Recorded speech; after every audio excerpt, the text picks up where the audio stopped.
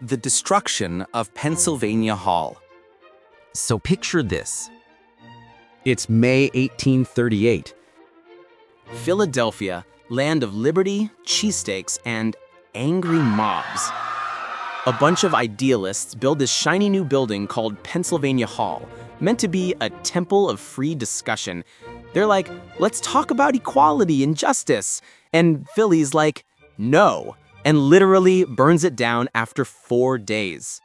4 days! So, today's big question is, why was a building dedicated to free discussion so violently destroyed in a city that prided itself on liberty? The 1830s were messy. Like Facebook comment section on politics messy. The country was split on slavery. Philly had free black folks, immigrants, and a whole lot of tension bubbling. The Pennsylvania Anti-Slavery Society was like, let's build a cool space for everyone, black, white, men, women, to actually talk. So they made Pennsylvania Hall. They had people like Angelina Grimke, who was the absolute queen. She gave fiery speeches about equality. Crowds were mixed, and that freaked people out. By May 17th, mobs were like, burn it! The women are talking, the races are mixing, the world is ending. And city officials? Mayor John Swift basically said, oh my God! All right, I'ma head out. No protection, no control, just pure chaos. All right, here's where the tea gets boiling. A letter published in 1838 by someone signing only as J.A.G. Basically the 19th century version of an anonymous Reddit user who had receipts and wasn't afraid to post them.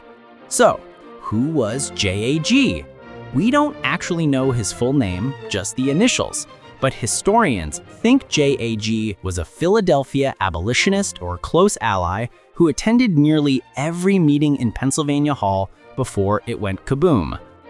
This wasn't just some guy ranting from his couch. This was an eyewitness, a front row reporter, a one-person CNN of 1838, saying, hey y'all, I was there, let's get the facts straight. At the time, newspapers were flooded with takes blaming the abolitionists for the riot. The rumors went wild. They provoked it. They let black and white people sit together. They let women talk in public. Scandalous! J.A.G. jumps in like, okay everyone, calm down. Here's what actually happened. He wrote that nothing done inside the hall caused the fire. Quote, nothing which occurred in that hall was the cause of its destruction. Facts are already known sufficient to prove that there was a complete organization for the destruction of that building. Then comes the most explosive section. J.A.G. names names. He accuses Mayor John Swift of deliberate negligence. He refused to protect the hall despite multiple warnings. He told the mob, I look upon you as my police. And after his speech, the mob gave 3 cheers for the mayor, and he left them. Are you for real, man? He even hints that some gentleman from a certain section of the country, a polite 1838 way of saying Southern pro-slavery bros, came up to Philly for the Camden races, but actually came to stir up trouble. Translation, it wasn't chaos, it was a setup, a planned act of mob violence encouraged by powerful citizens and tolerated by the authorities. This way, he invokes American ideals, truth, liberty, equality, and throws them back in the nation's face. Like, you talk about freedom, but your Liberty Bell just rang for hypocrisy. J.A.G.'s letter is powerful because it reframes the narrative. His larger argument is that the mob's violence revealed the hypocrisy of Northern freedom. If Philadelphia could burn down a building dedicated to free speech, how different was it really from the slave-holding South? And then comes the closer. One of the most savage yet inspiring lines in early abolitionist writing. Free discussion can injure no one. Nothing but truth will be elicited. And they only have reason to fear who fear the truth. Which in modern translation means, if you're scared of conversation, maybe you are the problem, bro. He ends by calling the burning of the hall a lasting disgrace to America. And honestly, he's right. JAG's letter really hits different. It's not just about one riot, it's calling out the entire system. Basically, he's saying, Philly, you're supposed to be a free city, but you're acting like the South's sidekick. He ties free speech and equality together, reminding everyone that those are supposed to be the real founding ideals, not just fancy words on paper. The whole Pennsylvania Hall disaster exposes something bigger.